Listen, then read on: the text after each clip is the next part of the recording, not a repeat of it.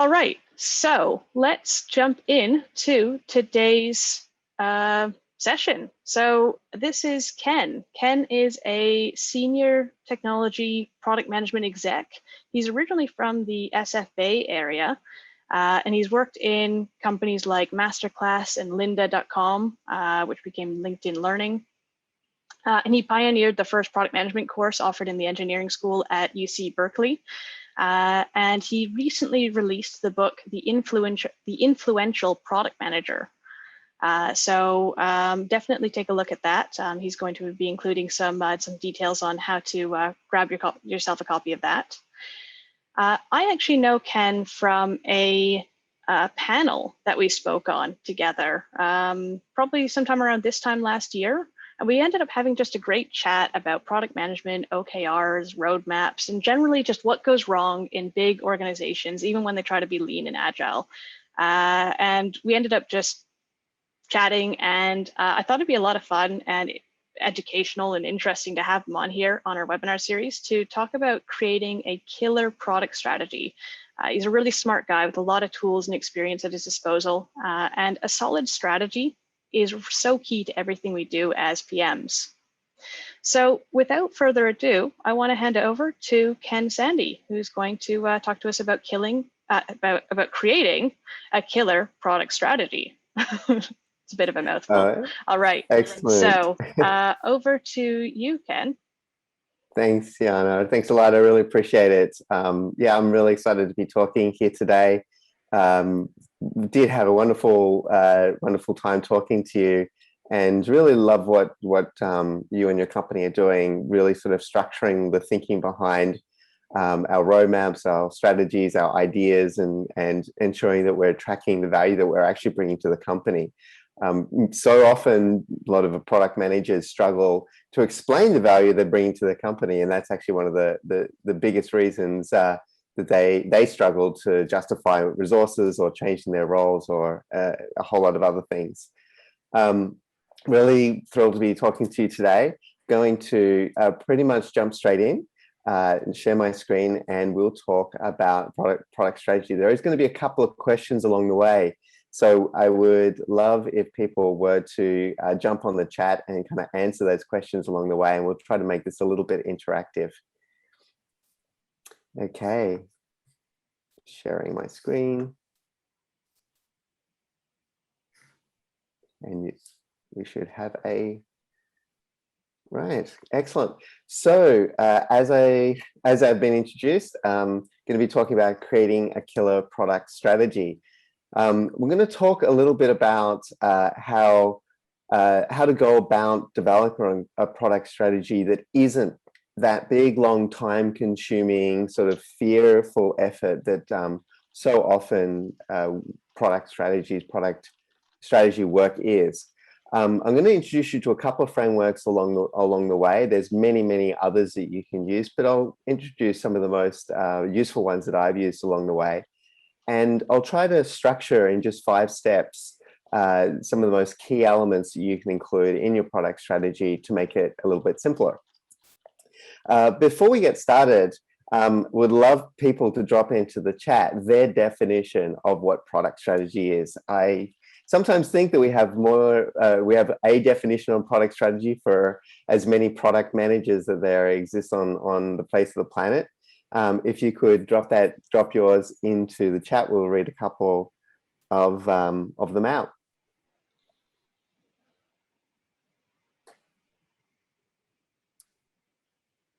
Don't be afraid. Furious typing. Here we go. The order in which you will, that came up all of a sudden. The order in which you will solve problems. How we plan to win. I like that, Stephanie. A way to achieve the company vision. A plan of attack. I like that a lot. Like really talking about it in terms of, this is my approach, my plan. You'll see in a minute that thinking about it in terms of a plan of attack is much more productive than thinking about it as the steps that you're going to take, and it's all absolutely set in stone. Goal-oriented approach to provide direction of the product. I like that a lot. Where and how to play. I'm noticing people also mentioning product vision, and I think you will be pleasantly surprised that I do absolutely believe that that including your product vision and clarifying that is absolutely part of your product strategy.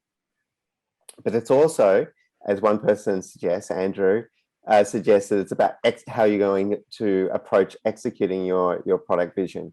But it's not exactly your quarterly plan or your sprints or anything like that. That's getting far too into the detail.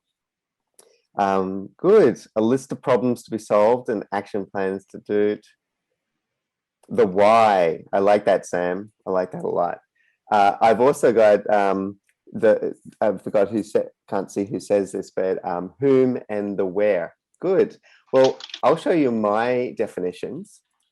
And as I said, there's so many definitions. You're all correct.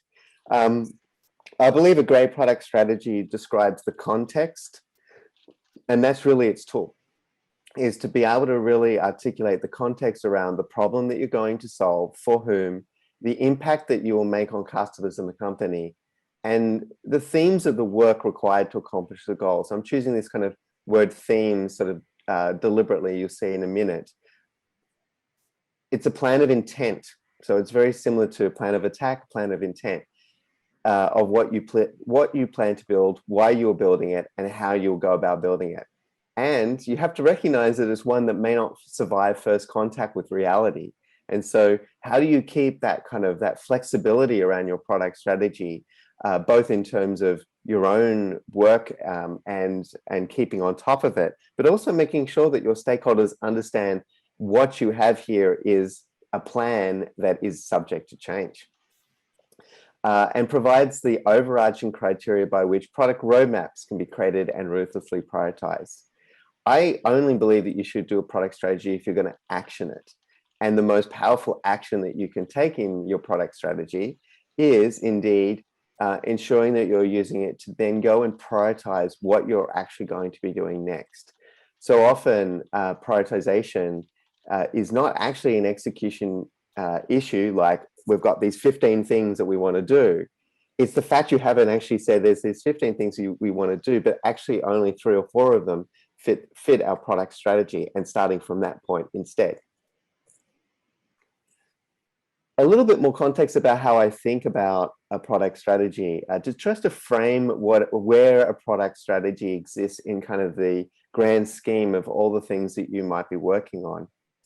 The first is to think about like a product strategy as really the seeking to tie together 3 key areas of understanding and trying to figure out right in the middle of that Venn diagram, that is where your product strategy is going to exist. And the first is obviously going to be all the things we might associate with a typical strategy: your market needs, competitors analysis, different trends, understanding the customers, interviewing the customers.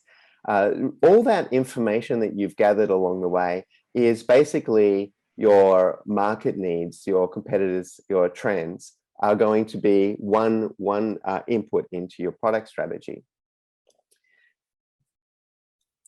I also like to think about that your business is going to have its goals, and your business is also going to be, frankly, limited by what it's setting out to achieve and its capabilities internally. And good strategies need to ensure that you are realistic.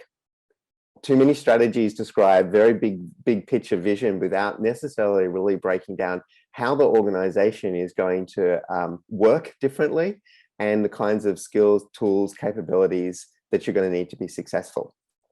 A good way of thinking about the intersection between these two, of course, is here's my opportunity. If I can build a business and there's a market, I can actually I can potentially do something to win and win on that opportunity. But that's where, of course, the third component, which is what are you actually going to execute on? And this is your product, but it's not just your product features. It's most importantly like how your product is going to benefit that market and be unique in that market. And we often think about the intercept between a product that benefits and differentiators and a set of market needs is actually product market fit. We actually don't think a lot about business product market fit. Is this the right product for the business? That's the overlap between those two pieces. And if you can actually get an understanding of all three, that's where your product strategy lives. Another way to think about where your product strategy lives is unpacking from the company mission all the way down to what you're actually executing, and of course, measuring those results. And quite simply, company mission and company strategy are inputs into your product strategy. If those are not known or unclear, you're going to have a much harder time. It's not impossible to have a product strategy without very, very clear company strategy. But, and you'd be surprised how many companies think they have a really clear strategy, but they really don't. But clearly, one of the most important aspects of building a great product strategy is understanding those things and doing your best, if it's not that clear, to be working very closely with stakeholders. I like to think that your product strategy, once in place, if structured well, will lead very neatly into a powerful roadmap by articulating the strategic pillars, the themes that you need to be your core competencies to win. And then you will be able to build a really powerful product, strategic product roadmap from that. Now, when you're thinking about what a product strategy needs to achieve, it really needs to outline where the product is going so that everyone in the business is working with the same information. It needs to anchor key initiatives and development efforts around these strategic pillars, desired outcomes, and metrics. And it serves as a framework to engage stakeholders and contextualizes new requests, changes in the business, and it also helps to align resources against the portfolio where you're going to believe is going to derive the greatest value, i.e. help you prioritize. So thinking about product strategy as a set of context that allows you to explain to your team to be able to do all of that is a very powerful tool. It allows you to think of it more of a communication tool, which of course means that it needs to be simpler, it needs to be structured, and needs to be flexible. The goal is to create clarity. You may have an idea of an A to B, where you want to head. It really should articulate the path to get there. Otherwise, your team is going to know that you have this end outcome, but not really understand how you intend to get there. But most importantly, see it as an alignment tool. See it as a way to generate not consensus. You're never going to get consensus. That's a big mistake that a lot of product managers think, that their job is to actually drive consensus. It's simply to ensure that more or less the organization's aligned and your teams are aligned about where you want to head, which requires collaboration. So some of the key things: keep it simple. This is actually sometimes liberating for product managers to think about a product strategy that is can actually be simple, and the simpler is sometimes the better. Start by building from what you already know. Don't think that you have to go and do tons of new research or analysis necessarily to get a product strategy started. The problem is we often just make all of this so much more complicated. It's all very old school and scary. You try to boil the ocean in its scope. You take an inherently linear approach, conducting excessive market research and business analysts, sometimes on work that just won't be done anytime soon. Now, unless you're truly absent of any data, then you probably are relying on a strong intuition and maybe anecdotal evidence. Start with what you already know about the customer, the market, the business. Try to identify those assumptions and needing testings, and iterate and improve your strategy as you gather evidence. So you can always build. Your goal is to learn as you go and augment and validate and iterate your product strategy, almost like a product. Think of it as sort of an artifact that is under continuous kind of improvement. And make sure you're focusing on the big questions that really matter most. So pull forward those assumptions that are going to change the direction of your product more so than trying to get all of the details together. An example of that is how often I'll see very detailed business case analysis of a product that doesn't even exist yet. You're not really testing anything by putting together a business case. Instead, there are just some probably very important indicators that you might be wanting to focus on first that can actually give you an idea that that product is actually going to win. And that might be your understanding your differentiators. And then think about your product strategy as something that you iterate on and constantly building. Secondly, fundamentally treat strategy as collaboration. It's actually interesting. The process matters more than necessarily the exact artifact that you come at the end of it. So those that go and do a lot of work and work on a sort of a deliverable in isolation are missing a huge opportunity to really create a shared perspective between all the stakeholders on the path to achieve your goals. For executives, it's important that they get involved so you can help them influence how the product will evolve and have them aligned on the kinds of investment that's really required to get there. Remember that orange business part of the Venn diagram? One of the biggest misalignments I see between good product strategy and actual reality is that the business is just not able to invest in what's being asked. So you want to make sure that it's going to be as realistic as possible. And if new resources are going to be identified, that your stakeholders are on board right from the outset. And for your teams, it really helps them contextualize their work. What's needed, why they should care. And taking your team through the process, letting them influence it is very valuable to achieve that goal. Okay, so what are the 5 big key things that I like to include in my product strategy? It's not the only 5, but these 5, I think, consistently I've seen really good product strategies contain. One of them might surprise you. The first is, yes, I do actually include the vision as part of the product strategy. It's the distillation of that broad, long-term, overarching aspirational goal, a simple statement describing what you aspire to be, why your product exists. It basically captures that answer of where you're going, for whom, and why. It should be concise, overarching, unchanging, motivating, and aspirational. Unchanging in that just that your solution might change around what you're trying to achieve, but the problem, your vision may not. And that's a really important distinction to remember. If you can stay true to the underlying vision or problem that you're trying to solve, for whom and what the value is, it gives you a lot of scope to change the path that you actually get there. So think about this as that anchor right at the top that is essential. Otherwise, you're going to be jumping from solution to solution without really knowing what you're trying to do. This is where you start with your customer and their need, and you do not restate your product idea or just as a solution. The kinds of frameworks that you'll see in a really great vision statement will include things like personas. I like personas. These are actually for examples that are far further along, so they're fine to share now. But these were draft versions of what we did at Masterclass. And these are just one-page, very simple summaries of different types of learners that we might find in our environment. They allow us to sort of anchor around which particular, maybe our product, your product is going after only one or a couple of those personas.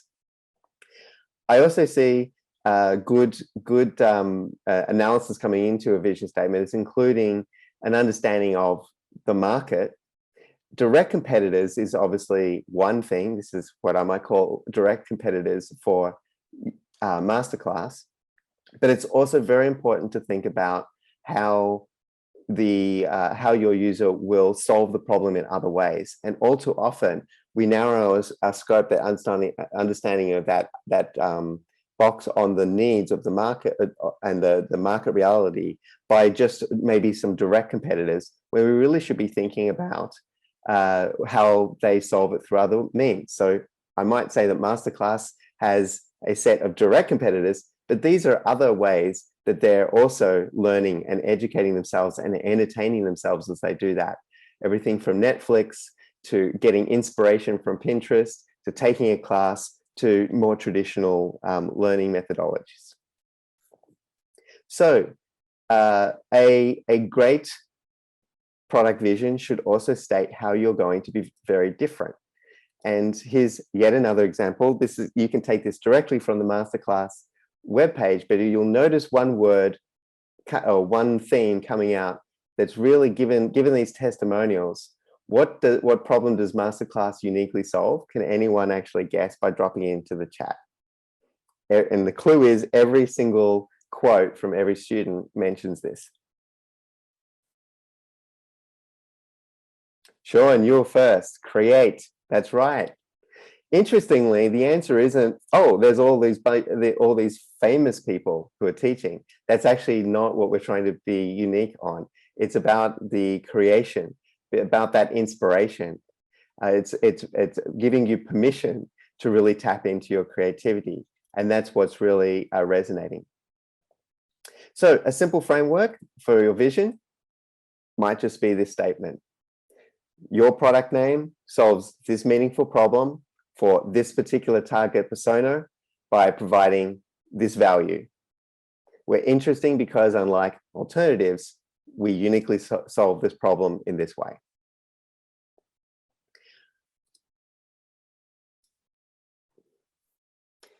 Second component that goes into really great product strategies are a set of strategic pillars. And the question you want to ask yourself is, what must we prioritize and excel at? These are the things that you need to be winning in the market on. These are the areas that should, at least strategic development investments, have the majority of that investment. Almost everything else you build should be in support of those. Obviously, you're going to be building a lot of secondary functionality or addressing a lot of short-term needs. But I'm talking about maintaining focus on 3-ish key strategic things that are really going to make or break your product, that you want to invest in over a very long period of time. These things also are generally not necessarily things that will generate value tomorrow. You might be able to come up with some features that do, but these things are going to actually lead to long-term strategic value by building that underlying platform to ultimately solve the problem. And so these are important to identify early, because they're always the things that get deprioritized easily when a whole lot of short-term, easily justifiable, say, revenue-generating opportunities come up. So these should be 3-ish. I just choose the number 3 because it happens to be an area that humans tend to operate with 3 very well. 2 seems like too few, and 5 or more seems like you're not doing some hard work prioritization. But you can have a couple more. At least one of those, I recommend that it be all about your differentiator. It might be something that hasn't been done in the market, high risk even, but trying to really describe something that is unique and going to create a sustainable advantage for you, and is not obviously just trivial, is absolutely essential, at least one of those. I'll show you a framework that I use to actually identify what those might be. These will guide prioritization and indeed often become the themes that are really great roadmap. So these themes can feed straight into that theme-based roadmap that you might desire, that's really, really compelling. If you've done the work to really identify these and explain why these are important, and I'm talking about short presentations supported by data, not like PowerPoints full of lots and lots of long presentations, you'll really be able to identify these things. These are not going to be your features and functionalities. They should feel much, much bigger than a list of features. So here's some examples just to bring this to light. Can you guess what our core differentiator for a masterclass is? This one will be easy. Can anyone guess? It's different from the creation. That's the underlying problem we're trying to solve. We differentiate ourselves by bringing, yeah, you got it, the masters, the famous creators, the celebrities, you're right. So all of those really big names that that's our instructors, that is indeed Masterclass's differentiator. The three core pillars for the product, and keep in mind that Masterclass, certainly when I was there, is a startup. And so in many ways, the company strategic pillars were very similar to the product strategic pillars. That is not necessarily always the case. But here is 3 strategic pillars for Masterclass. Highest quality content, making a class like a movie. Now think about what the implication of that is. It sounds simple. Oh, we'll just make a movie quality. No, it means that everything that I did on the product side had to be in support of making sure the content shined. There was the highest possible quality, that we didn't add lots of features that got in the way and distracted people from that core content. Anywhere, anytime access at your own pace. Leading us into all sorts of discussions about the role of mobile, or how we had to help people access and learn and pick up where they learned on their own time. And then, of course, learning from the best in the world is the core differentiator. Here's a couple of other companies that you might be familiar with.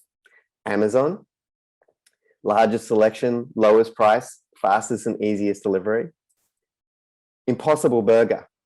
I don't know if you're a big fan of Impossible Burger. While I'm not a vegetarian myself, I love this company for the sheer fact about how absolutely focused they are on their 3 core competencies and themes. They are being accessible and affordable. They've driven down the cost by innovation while improving quality to be the same price or cheaper than fast food hamburgers. That's what accessible and affordable means. Think of all the work and all the product work that had to go in to make that come true. They provide the same nutritional value as meat. Not all vegetarian food does. So really trying to force and ensure that they're understanding how to actually build that kind of like the right level of protein, iron, and nutrition into the food. So it serves the same purpose. And then, of course, this is their core differentiator, is they're uncompromisingly delicious. That's the quote to see the CEO, and performs in the kitchen. Think about all the work that they do. They've invested in understanding heme proteins, that sizzling sound, making sure that the texture and the taste and all the responses that happen. It's not, okay, a technology product, but just to show how by defining these 3 strategic pillars, how that product has led the focus of that company to create a product that is uncompromisingly delicious. And that is, if you've eaten a lot of alternatives, is definitely their differentiator. How can you find your strategic pillars? One of the frameworks I like to use is the Kano method. Now, there's a lot of detail that goes into the Kano method, and actually to do it completely the way that it's been designed requires a lot of interviewing and a lot of discussion with users. Again, I like to use what you know. So you as a good proxy to your customer, in other words, you don't believe that you're the customer, you don't believe you know everything, and you actually have talked to customers. Still surprises me how many product managers don't. But you should be able to map out a lot of what you're prioritizing, working on, lots of different like big strategic ideas on this kind of map. And just even taking your current roadmap or what you've been building for the last like year and mapping those things out should give you insight already. Delighters really differentiate your product. Their benefit to your customers are not necessarily asking for, but will be thrilled when they're delivered. And this is a really tricky one, because you don't get that by talking to customers about what they want your product to do. They're the insights you get by the unsolved problems that they talk about, or the observation you make, and you're the one that sort of comes to a conclusion about what might be missing in the solutions today. These have outsized gains. I should explain the axis is simple. On one level, it's satisfaction. On the other is how complete is that feature set or functionality or delivery against that strategic pillar today. And the further along the complete access you are, in the case of differentiators, you're going to have exponential impact on the customer satisfaction. Performance needs are those that elevate your product. These are things that customers are probably already talking about, like faster or speed or easier to use in different ways. They generally want more of it. They might want more of a certain feature, and they want it to be better, but as compared to their current solution. If you only focus on performance needs, you generally will only linearly improve customer satisfaction, and it's always a race forward, particularly with competitors. And then your basic needs are those that are minimally required for your products. Customers expect that as a baseline, and to overdo those is not necessarily satisfying or differentiating your product. You should find that your strategic pillars are in the first two categories. Those that really elevate your product, and importantly, those that are potentially going to break your product out of the pack. And finally, if you're struggling to come up with a strategic pillar, I run a workshop on this, and one of the most effective techniques I found is to actually simply list all the different features, all the different things that you're being asked to do, you have built, and start trying to build that up into a feature benefit map, all the way up to some core value propositions. And pretty quickly, you should be able to find groupings that give you insight into what is going to be your strategic pillars. And anything that's kind of orphaned out there is questioned whether or not that should be being built at all. Third very powerful thing that I like to include in a great product strategy is to introduce, even at this stage, what are the ultimate success criteria? How are we going to measure success? These should state the desired business benefits. This might seem obvious, but so often I've seen a lot of the product strategies waffle on about all these high-level business benefits and laundry list of all these different things that are suddenly going to be possible without any real accountability. And we have to be more clear than that. We have to really make sure that we're clear on why are we building this product and what are the expected outcomes in a very objective way. I propose that you choose one North Star that really is really usually about the customer and the outcome that you're trying to achieve, their goal, to really guide and inspire your team. And then all that meant, again, I used the number 3, but augment that with 3-ish smart product KPIs. And smart, I'll define it, is specific, measurable, attainable, relevant, and timely, meaning that you can actually measure them in a good amount of time. We won't talk too much about the definition of smart, but definitely look that up. But making sure that they're those leading indicators, those KPIs are defined right up front in your product strategy, actually forces you to have a conversation early about what does success look like, and what are those outcomes that you're actually going to be striving for. These are different from OKRs, by the way. These are just to pull them apart a little bit.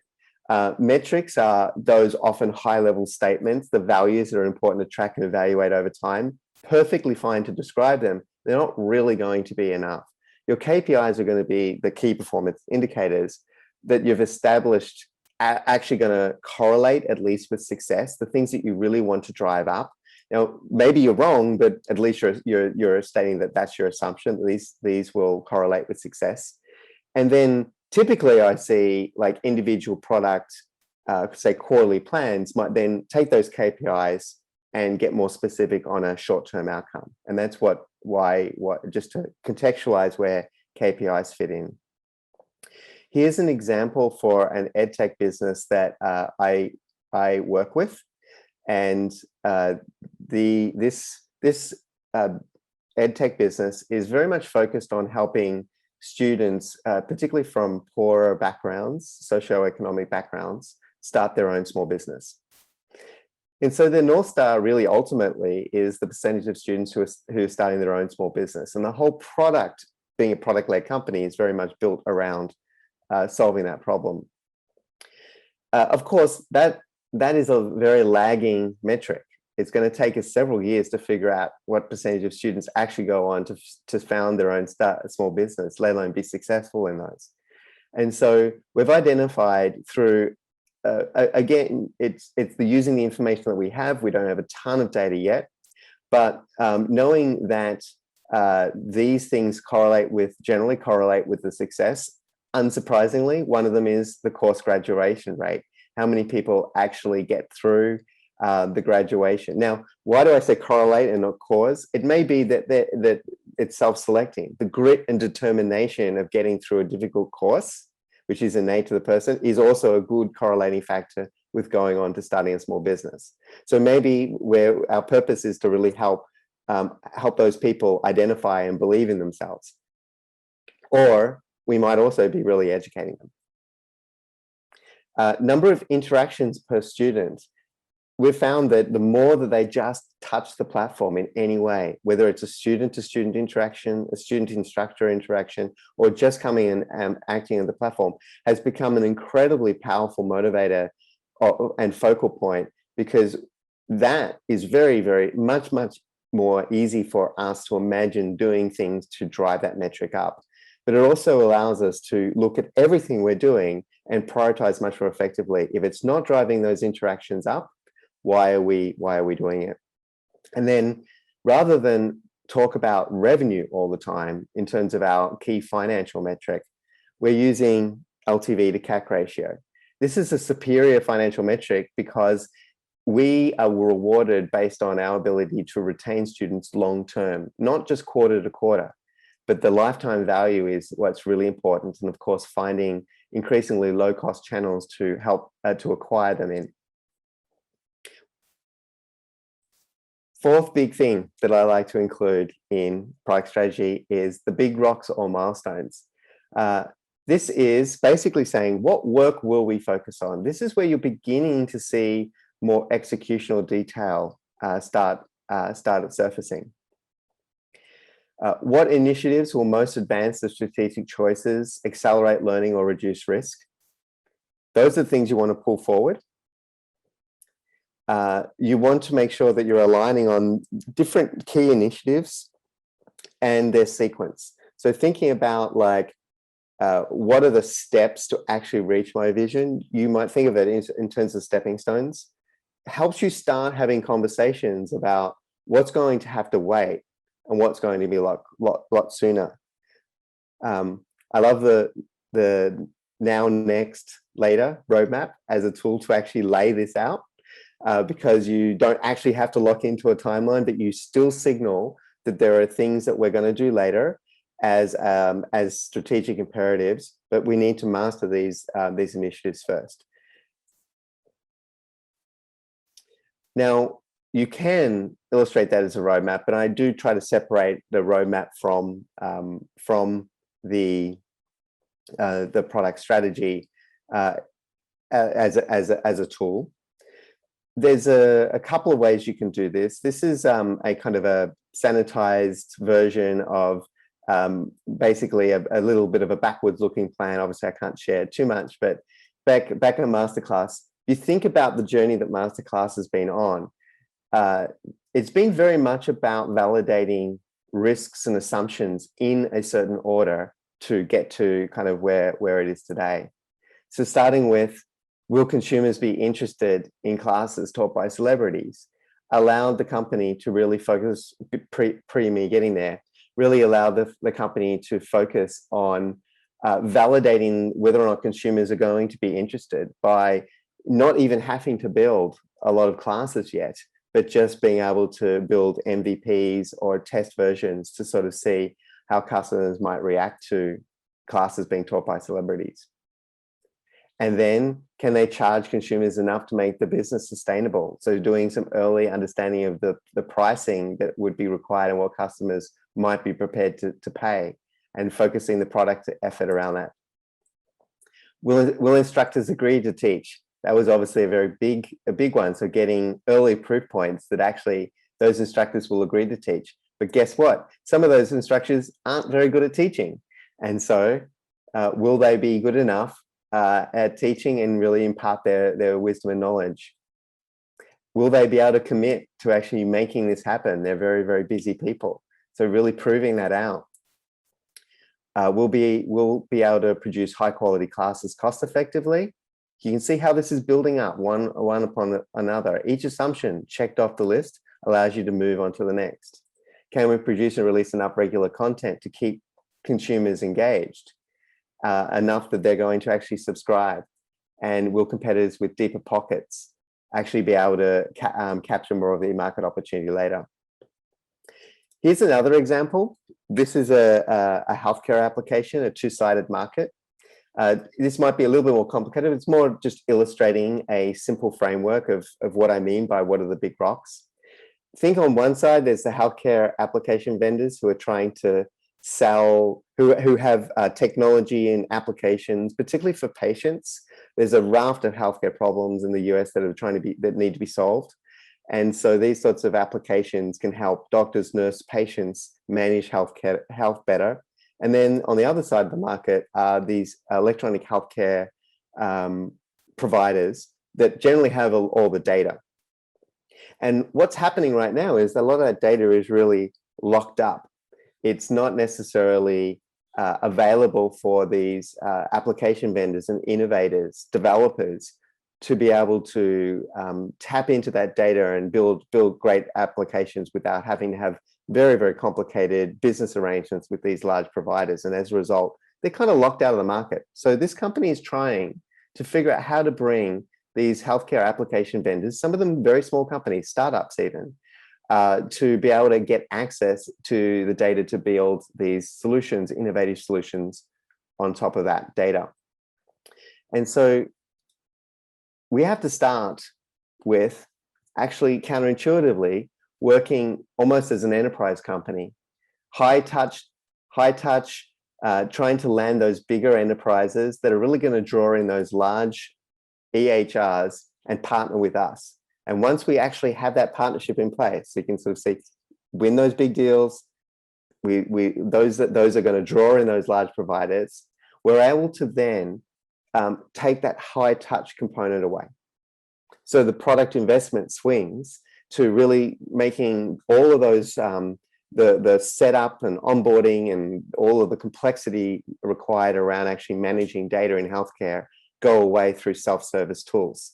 And that will really lower COGS, which will then enable the company to open up a much larger funnel, because smaller vendors are now can be acquired at a lot lower cost, and that allow us to serve a lot more. And then once that's in place, to be able to really invest in the network effects, marketplace, making those investments really easy for even smaller vendors to do.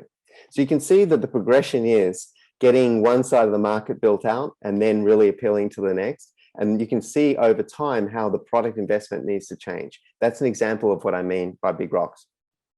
And finally, before we go to Q&A, ways of working. You might be surprised to see this one on the list.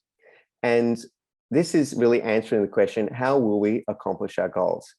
And these are often missing, but I found without this, your product strategy can be a fantasy, or maybe there's an elephant in the room that your business may just not be operating in a way, your teams may not be operating in a way, your relationships with stakeholders may not be strong enough or operating in a certain way that actually allows you to go and execute it.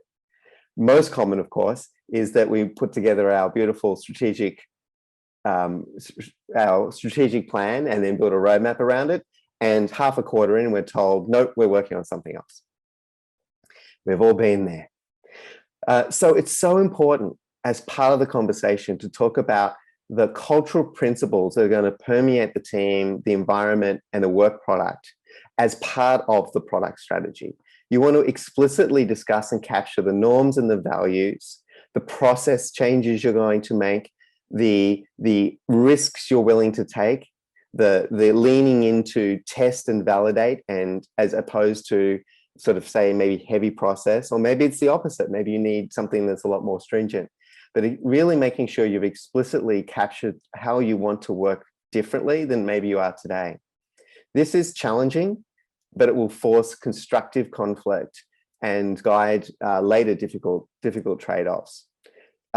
Principles are generally, you have a good principle actually when the opposite also sounds like a good principle. So for example, when you say something like, and I see this all the time, we value motherhood and apple pie, like that kind of level. The opposite of that is motherhood isn't important, or motherhood is bad and no one likes apple pie, which is clearly untrue. So that's not a good principle, because it's not going to force discussion, conflict, or trade-offs. But a good principle might be move fast, break things, learn from our mistakes. The opposite of that is slow and steady, deploy carefully, don't affect our customers. And as a result, I can see if you choose one side or the other, you're actually now forcing a difficult trade-off, a conversation to happen about how you're going to work differently maybe than you are today. Here's just a list of one company I've worked with and I have to admit, I look at this today and I like, there's a little bit of motherhood and apple pie in this, and I needed to be more aware of that. But we did change some of the way that we were working by emphasizing things like making decisions around the members first. Far too many decisions were being made on what was best for the company. We'd not valued usability enough, and we realized that we needed to. It was an enterprise solution. So often, what happens is design and UX considerations go out the window, so on and so forth. And it went on for actually 2 pages, which is a little bit too long, but we had a lot of challenges to tackle. And you will be able to get a copy of these slides. There will be some examples that will need to be removed, but you will get you a copy of the slides. And of course, I'm always available to answer any questions. Just to recap quickly, what's in a product strategy? Where are we going? For whom and why? What must we prioritize and excel at? Strategic pillars. How will we measure our success? What work will we focus on in particular first? And how we will work together to accomplish our goals. And thanks very much. Wonderful stuff. Thanks so much, Ken. There is so much in there, and I really loved all the different examples that you gave there, because it really brings it home in terms of how this applies to our own products. It really got my own brain thinking about how we think about our product and how I've thought about different product strategies in the past. So thanks very much for that. And yeah, seeing really great comments in the chat as well. So thanks everybody for following along.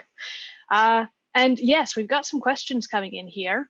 We don't have tons of time, so maybe we'll do a little bit of, we'll do a couple of these as kind of like quick fire ones, if we want to start there. One of the first questions that came in was from Mark, and he asked, what type of cadence do you suggest for reviewing and updating your product strategy? Well, I always get that question. I'm going to have to put a slide in this one day. I think one of the keys there is to go back to that first, or one of the first slides, and think about where this slots in. And you'll see that it should slot in before you're doing kind of your product roadmap. And I would say it should change less, or should be updated like less frequently than that, but more frequently maybe than your company vision and strategy is changing. So whatever cadence sort of fits in between that feels about right.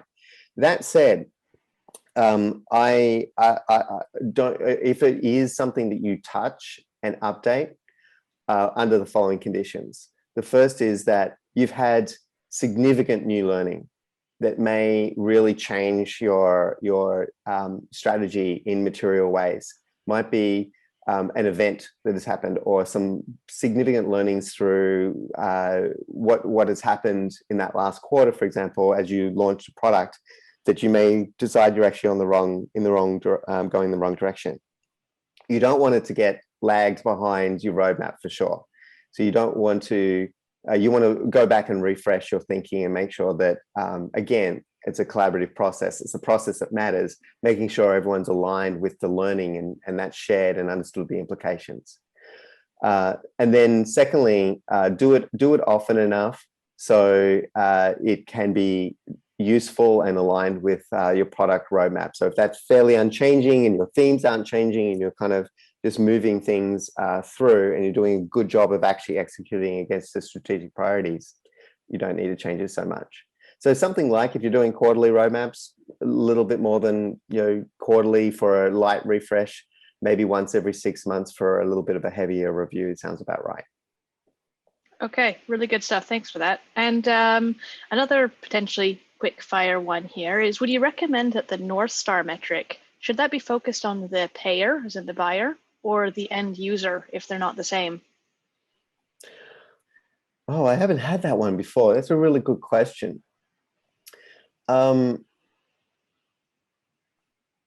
Your product is being purchased to solve a problem, and my inclination is to go for the end user, because first of all, your business is likely already heavily weighted towards the economic buyer if they're different, and you don't really solve the problem unless the product is both bought but also installed, adopted, and then actually achieves the end goal. And so I'd probably work back from the end and say, what is the end goal that the company or the end user is really trying to achieve, and try to find something there. And think the economic buyer is going to have a set of needs along the way that might just be one of the core pillars. Yeah. That solving their needs is actually really important, because you won't get very far, but by no means have you actually solved the customer's problem if you've simply solved your product and it becomes shelfware. Yeah, that's such a good point. I always sort of look at these objectives and try to play them back and go, well, if you achieved all these objectives, would you actually have a viable business, something good that actually works for you? And if you just solve problems for a buyer, but you're not actually solving problems for the end user, you don't have, why would the buyer buy something that doesn't solve something for somebody on their team, right? So you need to provide that value for the end user at the end of the day. That's right. Absolutely. Got to provide the value. Yep.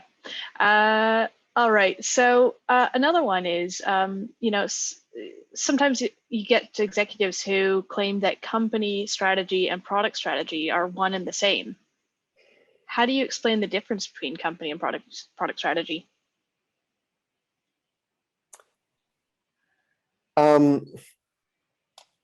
So when they are the same, I've seen them to be the same or very, very, very similar in smaller companies, like startup companies, where the product is the company, or even larger companies where they term themselves as product-led companies, where everything leads back to the company, back to the product. When you're thinking about the product has to sell itself, the product has to actually be the funnel that acquires the customers. It has to solve most of the customers' problems in a self-serve, intuitive way. So in those cases, I do find that the product strategy and the company strategy are often synonymous, but it's not always the case. And quite simply, if you think about your product strategy, if you're in a sales-driven company and you think about your product strategy as just being the company strategy, then you're probably going to end up just basically doing whatever sales is telling you to do. Mm-hmm. Or if you're in particularly an engineering-driven company, then you need a strategy. The strategy might be a lot to do with the technology and the platform and innovation, and maybe not a lot to do with actually the realization of value. So you will be different. The existence of other strategies in other parts of the organization is a good sign that you're not actually, it's not the same thing. The fact that there needs to be a marketing strategy, a brand strategy, a sales strategy, and a product strategy Now, those things actually need to work together. And that's where you probably double click down from company strategy to all of those strategies, but you need to kind of like bring them back together in a holistic way. Harder, but no, I don't think they necessarily are the same. And just the fact that you could go and talk to, yeah, if through my definition that a product strategy needs collaboration and alignment, and you can go and talk to another department and they think they have the strategy for the company, just by definition, no, it can't be the same thing. And you need a different approach, something that's more stakeholder appropriate, if you will. Right. Yep. Yep. Absolutely. All right. So we'll finish off on one last piece here, because two people have asked something that are really similar. Somebody's been asking around this this idea of how do you articulate, how do you capture the strategy and articulate it to people?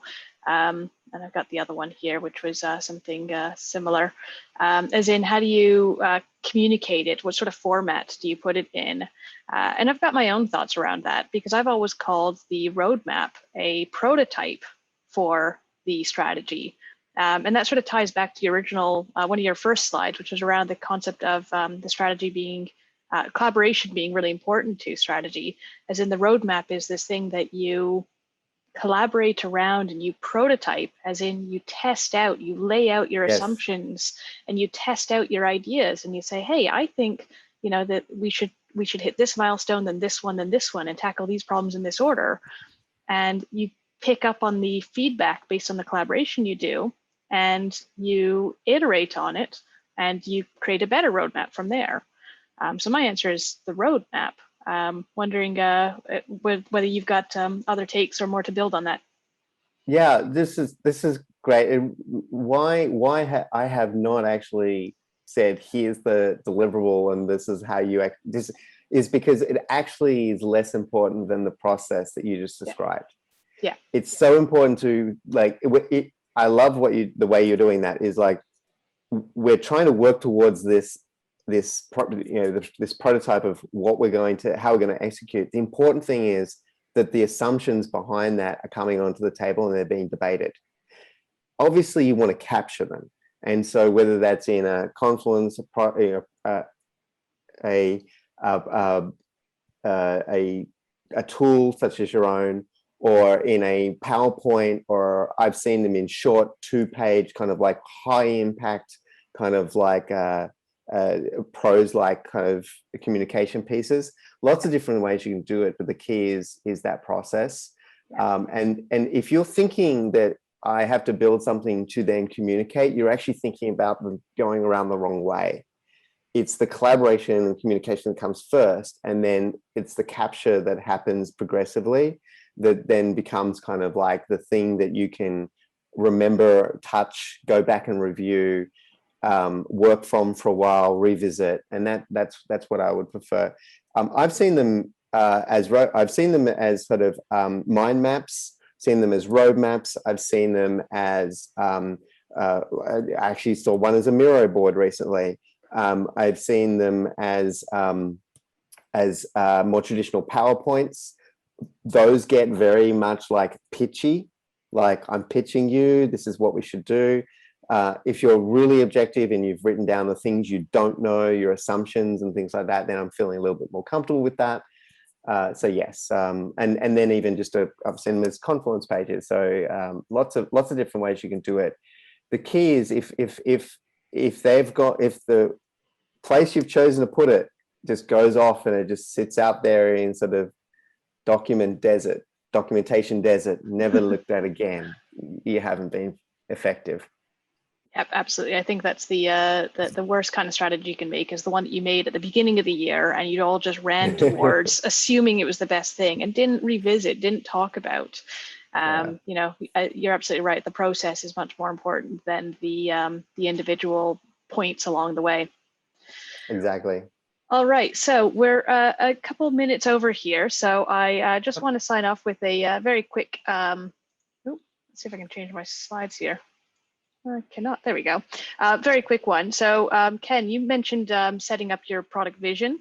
We have a tool built by us here at ProdPad, which is a free product vision template that you can use. And this allows you to grab this vision template and bring it into your ProdPad canvas, which you can then use to start building out your further product strategy. So grab that link and give it a go. I'll drop it into the chat as well. And in the meantime, I also just want to say a huge thank you to, let me see, somebody's asking for that link, there we go.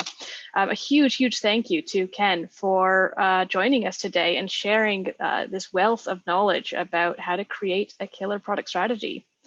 So huge round of applause and cheers in the chat from everybody. Thank you so much, Ken. Wonderful having you. You're welcome. Really, it was really great. And please, I will drop the link to the book in the chat, and also don't hesitate to connect to me on LinkedIn. It's just LinkedIn in Ken Sandy, and or email me at my Gmail account that was up on the slide before. Wonderful. All right. So thank you, everybody. We'll keep the chat open for just another minute because I know that Ken's going to drop a link in there, and we'll catch you next time.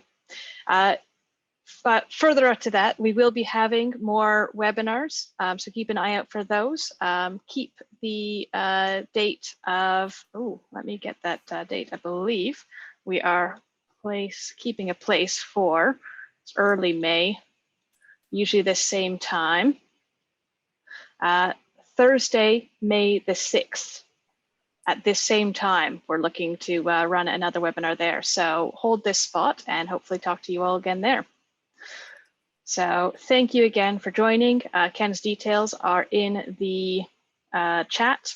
You will be getting a version of the talk, this whole presentation by video. It's going to be up on our YouTube.